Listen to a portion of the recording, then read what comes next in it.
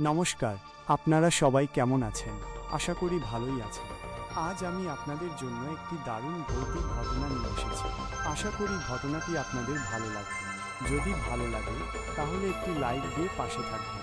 চলুন ঘটনাটি শুরু করা যাক। সেই রাতে একজন রিকশাওয়ালা একজন যাত্রী নিয়ে সেই জনমানবহীন রাস্তা ধরে আসছিল। কিছুটা দূর থেকেই তারা দুজনেই সাদা কিছু একটা দেখতে পেল। কাছে যেতেই তাদের চোখ ছানা বড়া হয়ে গেল। কালভার্টের ওপর সাদা কাপড় মোড়া একটি লাশ শুয়ে আছে। দুজনেই রিকশা থেকে নেমে লাশের কাছে গেল। এমন নির্জন জায়গায় কে বা কারা এই লাশ ফেলে গেল তা ভেবে তারা বিস্মিত। যাত্রী লোকটি রিকশাওয়ালাকে বলল, হয়তো কেউ লাশটা এখানে ফেলে গেছে, চলেন আমরা লাশটা নিয়ে দাফনের ব্যবস্থা করি। কিন্তু রিকশাওয়ালা এতে আপত্তি জানালো। সে বলল, আমাকে আমার ভাড়া দিয়ে দেন, আমি এইসব লাশ নিয়ে যেতে পারবো না। যাত্রী লোকটি বোঝানোর চেষ্টা করল, ঠিক আছে, তোমাকে ভাড়া বাবদ 100 টাকা বেশি দেব।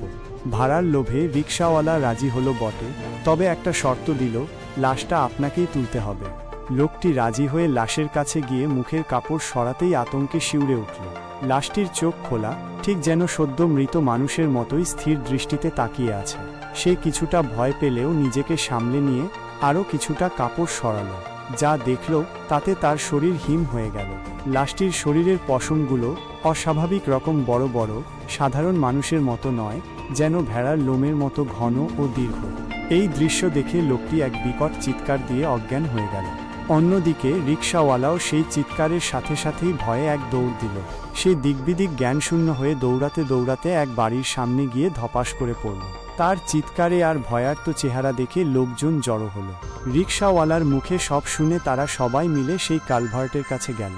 কিন্তু অনেক খোঁজাখুঁজি করেও সেখানে কোনো লাশ পাওয়া গেল না। এমনকি সেই যাত্রী লোকটিকেও সেখানে খুঁজে পাওয়া গেল না। পরদিন সকালে সেই কালভার্টের নিচেই সেই যাত্রী লোকটির লাশ পাওয়া গেল, কাদায় অর্ধেক গাঁথা অবস্থায়। সেই ভয়ঙ্কর রাতের ঘটনাটি আজও চরজয়পাড়ার মানুষের মুখে মুখে ফেরে, এক অজানা আতঙ্কের জন্ম দেয়।